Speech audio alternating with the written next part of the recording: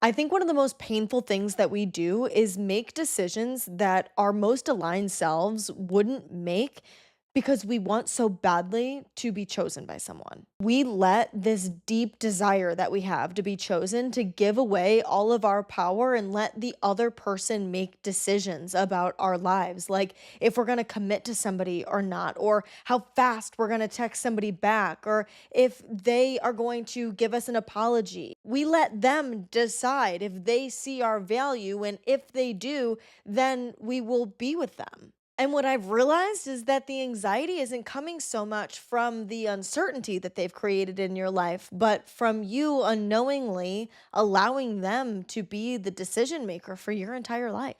Hi, my Wellish friends. Today, I want to talk about the shift that changed my relationships, my confidence, and my self trust. And that is no longer waiting to be chosen, but becoming the chooser. I feel like most self improvement teaches you how to be better and improve yourself, and therefore how to be more desirable. But this episode is going to be about something much harder than that. Making the decision that your value is not determined by whether or not someone chooses you.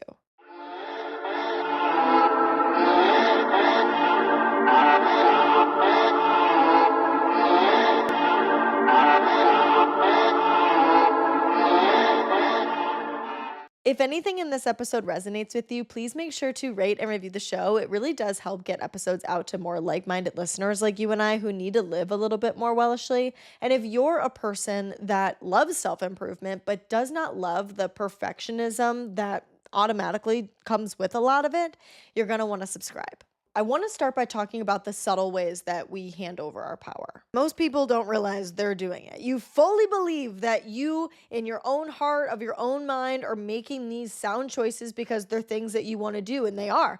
They are things that you want to do. But they might not be things that you want to do from your most aligned place, but instead perceptions that you've been fed, ways that you've been manipulated, wounds that you have that are being filled or band-aided.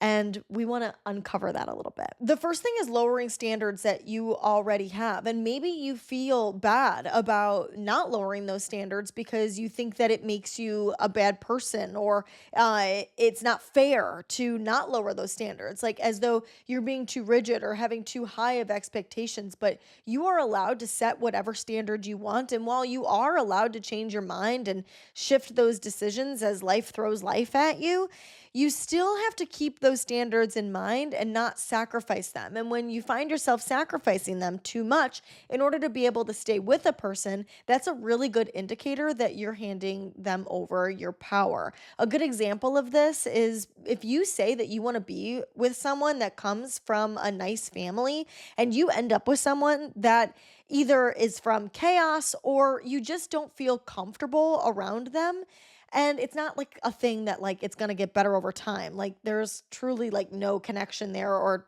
disrespect or anything. It's okay to not be with that person for that reason. I think a lot of us convince ourselves that we're not dating the family and that they can't control where they came from. And so that means that we should lower that standard to be more accommodating to them because we love them. But it always ends up backfiring because we have the power to craft our lives into whatever we want it to be. And when we lower our standards for something that we don't really want, we then have to live with those consequences. Another big indicator that you're handing your power away is that you're accepting treatment that you would never allow your friend to accept, that you would pass judgment on if somebody else did something similar. But now that it's you, you can make an excuse for it. Because really, you're making excuses for them, which is another large indicator that you're giving over your power, is that you're making excuses for behavior that you normally would not tolerate. You're making excuses for behavior that hurts you. I had a boyfriend that used to cheat on me all the time, and I used to excuse his behavior by telling myself and him that he had no example of good love. All he's ever seen is cheating, and like that's his example of everything. And so I was like, I won't be the one that leaves him. Like, I'll be the one to show him that love can be real and love can exist. That's not my job. How kind and sweet of that version of me. I love her. I love that she wanted to love so badly and help her friend so badly. her boyfriend, but you know what I mean? Like this person that was my friend, that I would sacrifice myself in order to do that. But I was sacrificing myself.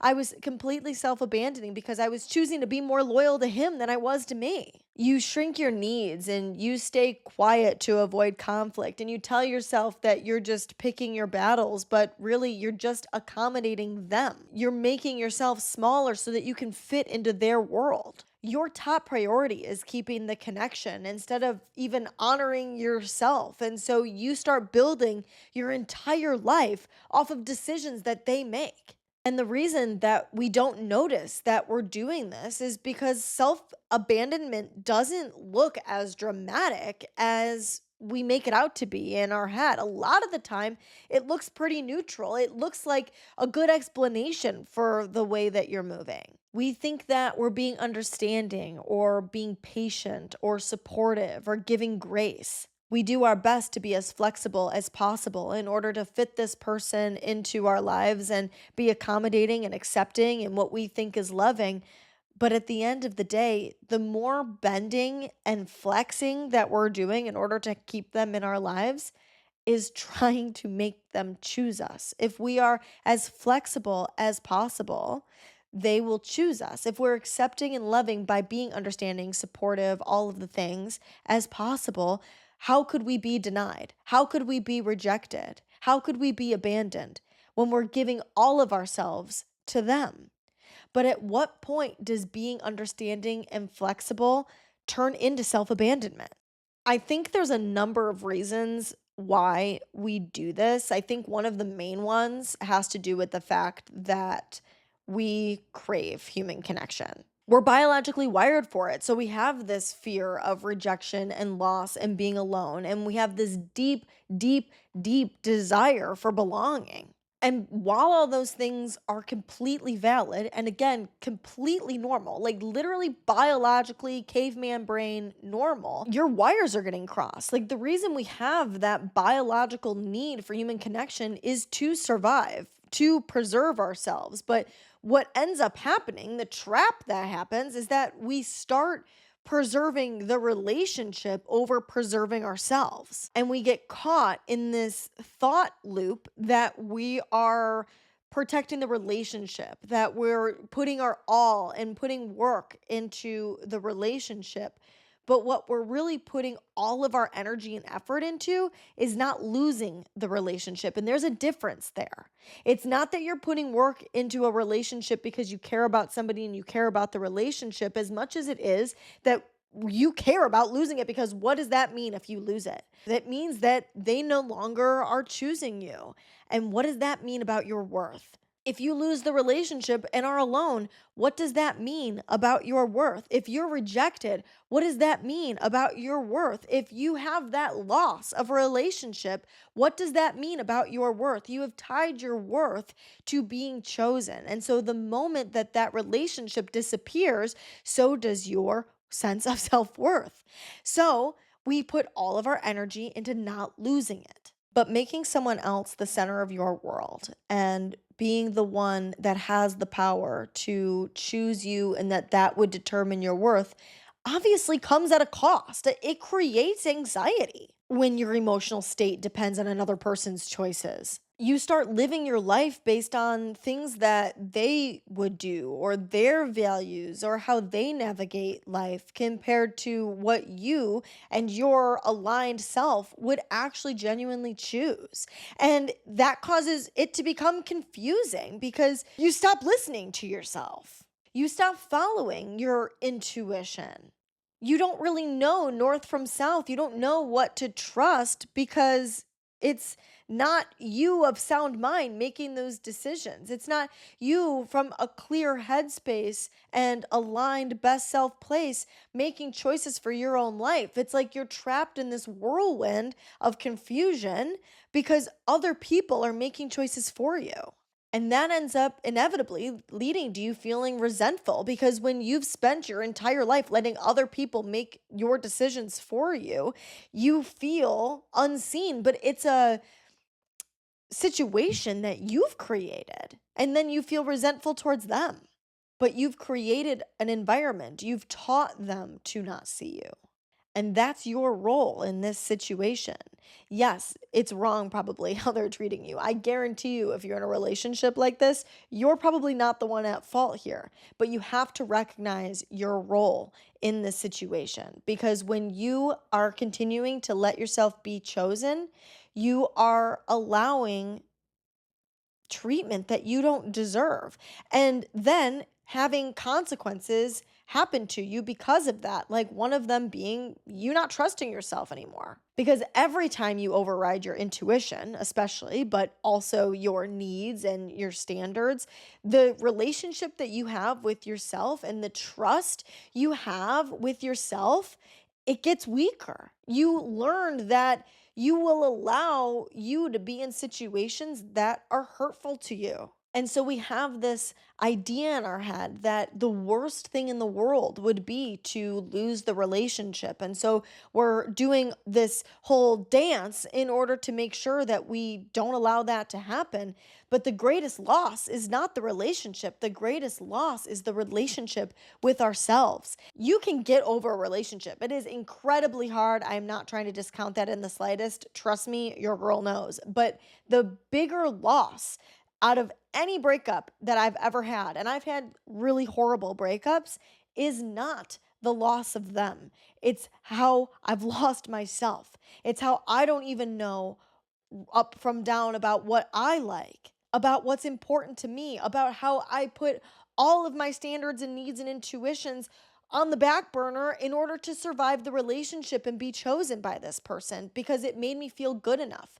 It filled the wounds that I had for feeling like I wasn't good enough. And as soon as that person ripped away, all of the stuffing that they were filling those wounds with got ripped out with them. And it was just being left as this gaping hole of not enough wound and needing to do the intense work to fill it myself and heal it myself. But that's really hard to do. And the longer that we put ourselves in the position to not heal the wound gets worse and bigger and deeper. And we'll have more healing to do at the end of it. So the biggest loss, again, is not that that person isn't there anymore, but it's that you are indirectly hurting you more than anything. I think it's really hard to identify this. If you're in a relationship currently, it's really hard to be honest with yourself. If this is something that you're dealing with, I know for a goddamn fact that when I was in a relationship like this,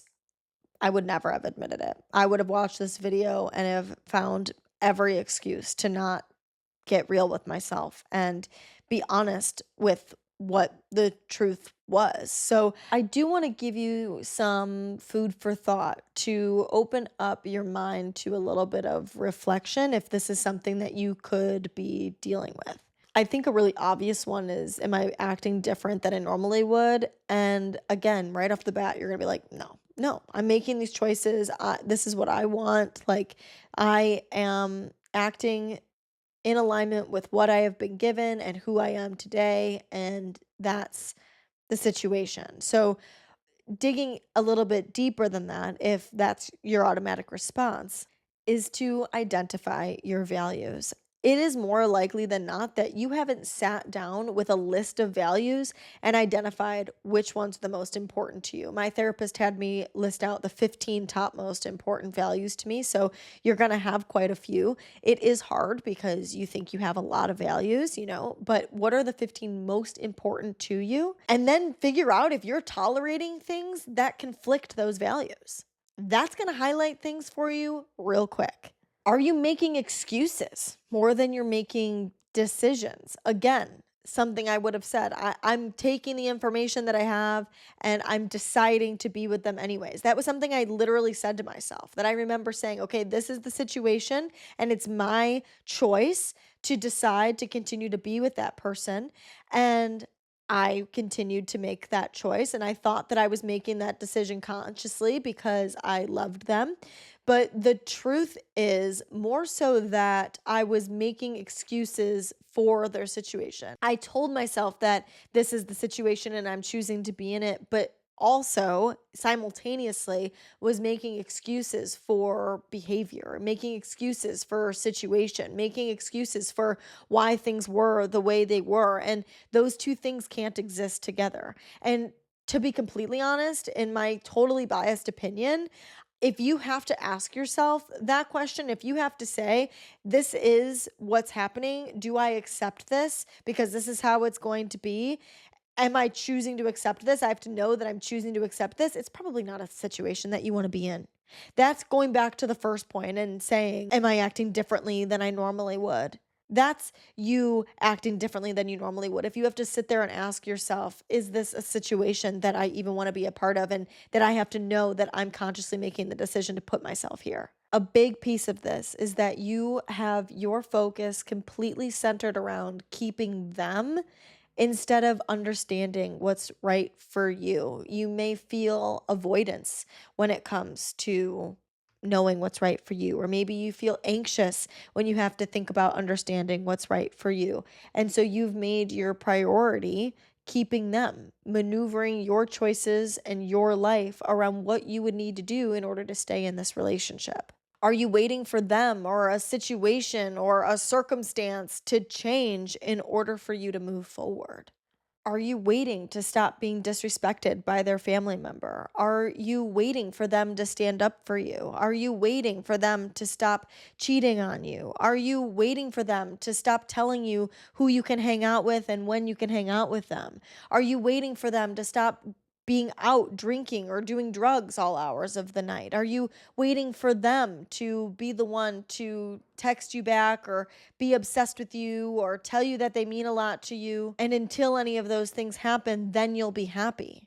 I think a lot of us think we're stuck because we don't know what to do. Like we realize that maybe these are some things that are happening and we are paralyzed by fear and we don't know how to get out of this situation. We've been with this person for so long. I can't just randomly realize this one day and without reason, without clear, direct reason, end the relationship. And so you feel like you don't know what to do. You want to work on it. You want to talk to them. You want to get them to understand you and to change and to realize that if they don't, then that means they won't be with you anymore. But a lot of the time we're stuck because we know it to be true. We know that they're not our person and we don't want to accept it. So, what does becoming the chooser actually mean? Because it's not being selfish or being rigid or never compromising or acting like you don't care. It's letting your needs have a seat at the table and not feeling bad about that. It's evaluating the things that are happening in your relationship and in your life and not needing to convince anyone of anything, them or you. It's actually accepting reality instead of negotiating with it and making reason for it and making meaning of it. It's making clear decisions from a place of genuine self respect instead of fear.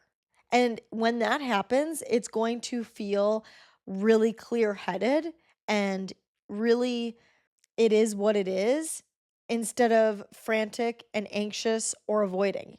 So you're not asking anymore, how do I make this work? You're asking, does this work for me? And a lot of the time, this question is not directly that question when you're asking yourself. It's directly related to a certain scenario that you find yourself trying to make meaning of or manipulate or understand more or convince people of a certain idea about or tell people how it should be or convince your partner to see something. And so indirectly, we're asking ourselves, how do I make this work? How do I make this work? What can I do to control the situation in order to make this better so that I can stay here? Instead of asking yourself, is this something I like? Do I want to deal with this? This is kind of insane. Do I want to deal with this? Is this genuinely the relationship that I want to be in? Is this actually how I want to spend my life? Is this actually what I think I deserve? Or you're indirectly asking how to get them to choose you instead of, does this align with my values? So that would look something like, I'm going to allow them to be rude to the waitress or not tip literally anyone ever. I am okay with them not standing up for me. I'm okay with them making moral choices that I don't agree with. I am going to let go of the way their mind works and how they navigate the world. And even though it's really different than me, I'm just going to chalk it up to a quirk and that you're the way you are and I'm the way I am. And maybe opposites attract. And maybe we benefit each other because you're completely different than me. So we can balance each other out. Do you see how it becomes, how do I get them to choose me instead of, does this align with my values? Or another big one that I've seen a lot is, how do I get them to change instead of, do I like who I am while I'm participating in this? When I was in a relationship that I was being disrespected and being cheated on a lot, I mean, I was a feral version of myself. I mean, I was wildly anxious. I was wildly questioning myself, wildly questioning the relationship. I needed to be on the phone. We needed to be on the phone all night. I needed to like know where he was at all times. I had showed up at his job to say something. I couldn't go through my Instagram requests because I was terrified that I was going to get a, "Hey girl, do you know?"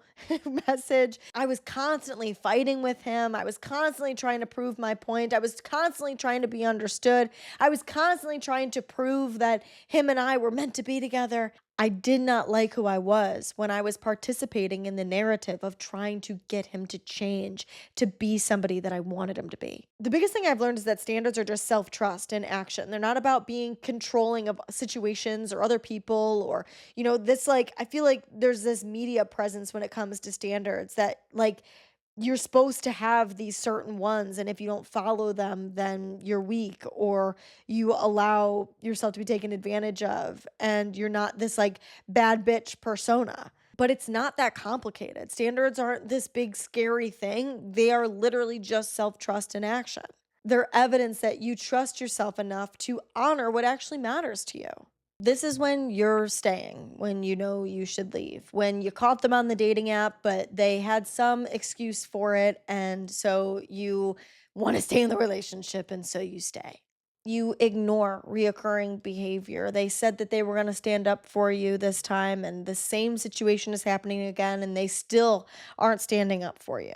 You rationalize these incompatibilities, like I was talking about earlier, that there's these major differences in who you are and how you navigate the world, but you rationalize them by saying that you balance each other out, or it's just a quirk about the person that you're willing to accept and love. And you continue to invest in the relationship, even though there is continuous evidence that it's not the right place for you.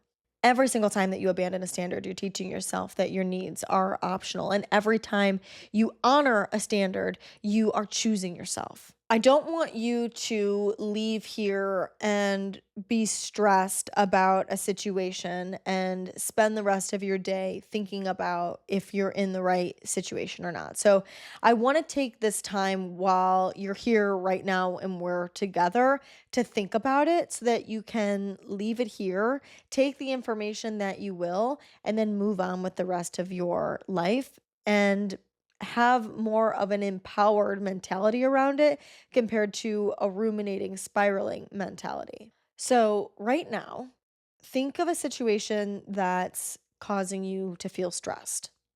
What do you know to be true? What things about that situation are factual? What do you know without any doubt? You saw it with your own eyeballs, you witnessed it, you know it for a fact to be true. Now ask yourself, what are you pretending to not know? What about it do you know to be true that you don't want to face, that you don't want to admit? Is there a standard or a need or a value that you've been negotiating away so that you can stay in this situation? If you fully trusted yourself and everything was guaranteed to work out wonderfully and exactly as it was supposed to, what would you do next?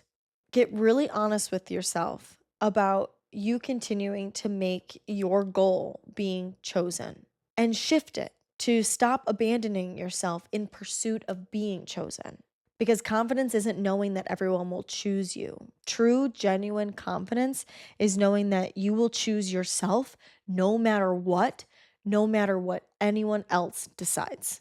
That's it for today's episode. Thanks so much for being here. I would love to hang out with you on social media. You can follow me at Wellish Podcast or at Sarah.Rittendale. We can connect there all week. I'm constantly posting self-improvement content for you guys. So make sure to follow me over there and tune in on Friday for another Yappy Confessions of a Wellish Listener. I love you endlessly. I hope you have an incredible, aligned, safe week, and I will talk to you very soon. Bye.